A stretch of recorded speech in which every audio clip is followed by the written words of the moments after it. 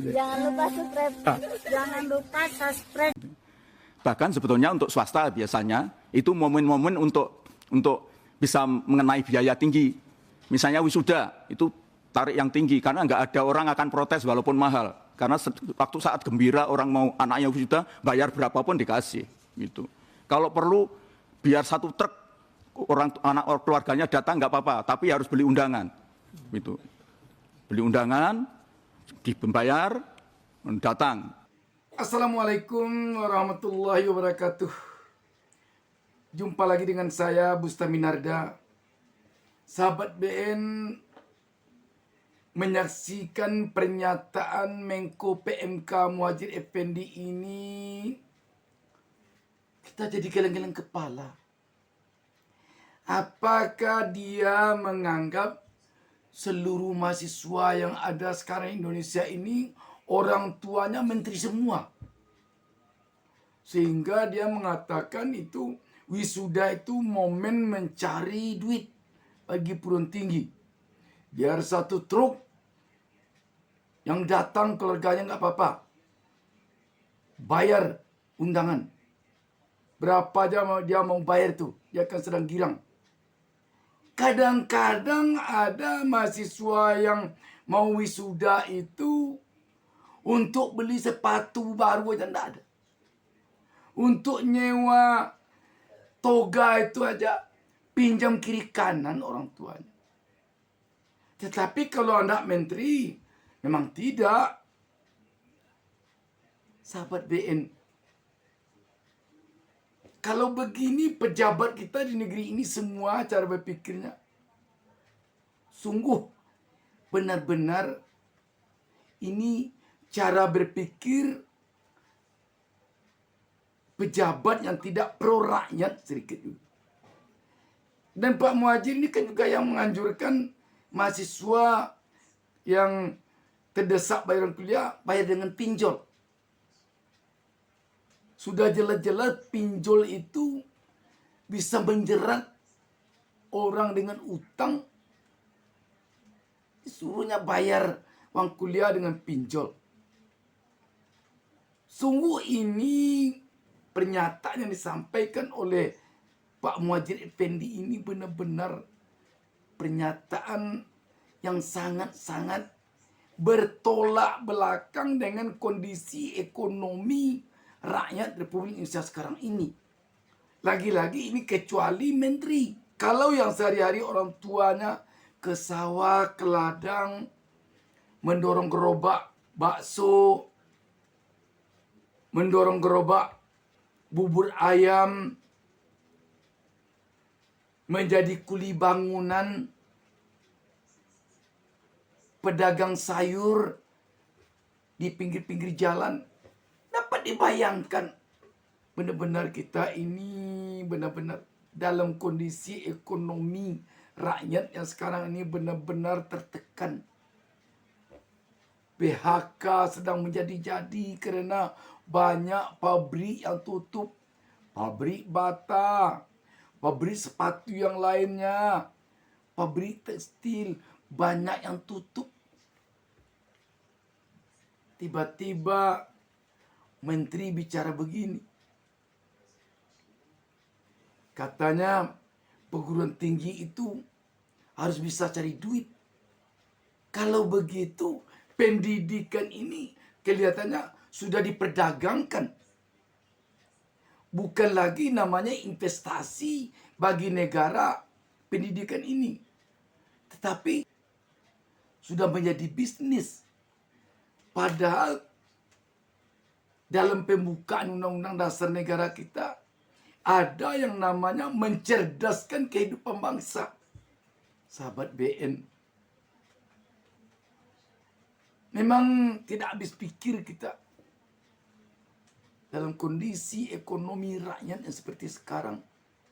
Menterinya bicaranya begini.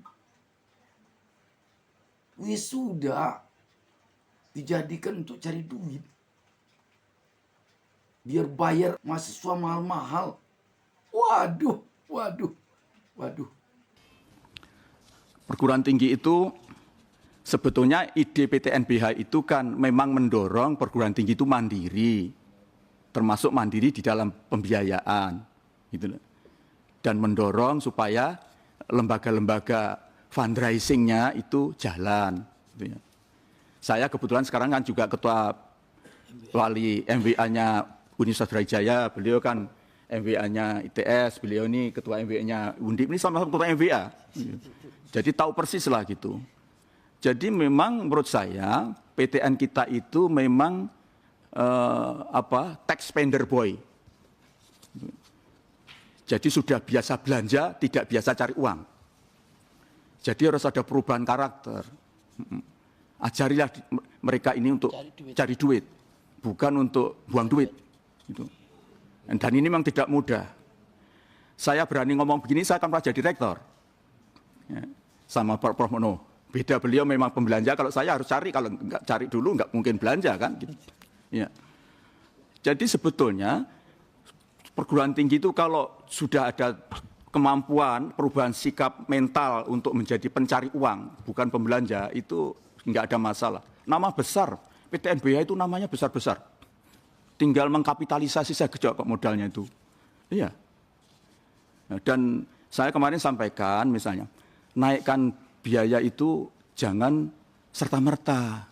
Ya. Jadi naikkanlah kepada mahasiswa baru saja. Mahasiswa baru, dan itu jangan naik sampai nanti selesai dia. Sehingga orang tua itu punya kepastian. Kalau yang lama itu biar selesai sampai selesai. Memang nggak ada, kalau di swasta ya, itu tetap ada pimpinan namanya variable cost. Jadi memang tidak semua biaya di pendidikan itu, di negeri terutama, difikskan. Nggak bisa. Misalnya KKN. KKN itu baru 4 tahun nanti, nggak mungkin ditetapkan anak masih baru. Wisuda, itu kan nggak mungkin ditetapkan. Itu variable cost. Gitu. Bahkan sebetulnya untuk swasta biasanya, itu momen-momen untuk bisa mengenai biaya tinggi. Misalnya wisuda, itu tarik yang tinggi, karena nggak ada orang akan protes walaupun mahal. Karena waktu saat gembira orang mau anaknya wisuda, bayar berapapun dikasih. Gitu. Kalau perlu, biar 1 truk anak keluarganya datang nggak apa-apa, tapi harus beli undangan. Gitu. Beli undangan, dibayar, datang. Itu kan orang senang itu diminta apapun pasti mau. Tapi ketika orang sedang gajinya sudah telat, ini anunya naik, ya pastilah itu protes itu. Jadi menurut saya juga momentum kurang pas. Makanya saya sempat kritik itu. Kalau saya lihat sebetulnya peraturan menterinya bagus, Permendikbudristek itu tidak ada pasal yang itu kan kemudian bagaimana mau terjemahkan dari para rektor gitunya. Saya mohon maaf mungkin agak menekankan kepada pentingnya pimpinan perguruan tinggi. Ini insya Allah kami bertiga ini yang sudah tua-tua ini pengalaman lah itu. Gitu. Sudah pengalaman jadi rektor lah, gitu. Baik negeri maupun swasta. Gitu. Nah ini menurut saya perlu ada perubahan kebijakan yang sifatnya merubah mindset ini pada mereka. Gitu. Contoh begini pimpinan, saya ingin contoh-contoh yang sepele aja, yang ngelip kan sudah Prof. Nur sudah. Gambaran sangat luar biasa, saya 100% setuju tuh, bahkan 150%. Tapi yang kecil begini contohnya. Misalnya untuk wisuda, kalau ada perguruan tinggi wisuda itu sampai 1 bulannya misalnya 5.000, bahkan 10.000 sekarang. Ya. Itu kalau dibikin 1 bulan, 1 tahun itu 5 kali wisuda, dia punya hotel, ya kan? Sudah komplit itu, jadi bayar wisuda komplit dengan tinggal di hotel kampus. Iya, nanti di situ ada swalayan belanja, voucher mereka yang nanti kalau belanja bisa dapat potongan. Itu selama wisuda itu cukup untuk nutup biaya operasional hotel. Sisanya tinggal cari untung saja. Percaya dengan saya itu. Ya. Sudah nyoba saya. Ya, jadi ini bagaimana mengajari, belum lagi karya riset-risetnya. Itu kita ini nggak kalah sebetulnya. Cuman bagaimana mengemas sama jualan. Maka mestinya mereka harus dilatih. Sebetulnya itu juga bisa ada terobosannya. Pilih aja ada pembantu. Dulu malah Pak Presiden sebetulnya mengusulkan Pak Ristek itu.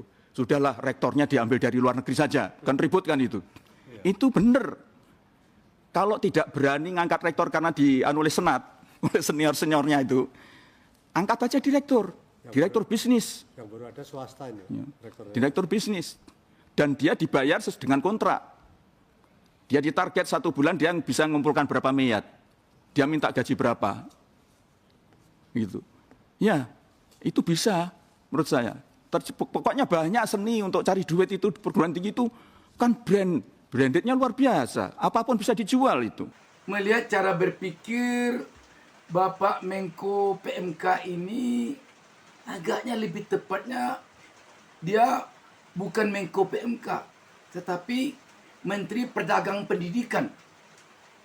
Bagaimana memperdagangkan pendidikan, dia nampaknya champion sekali, hebat sekali.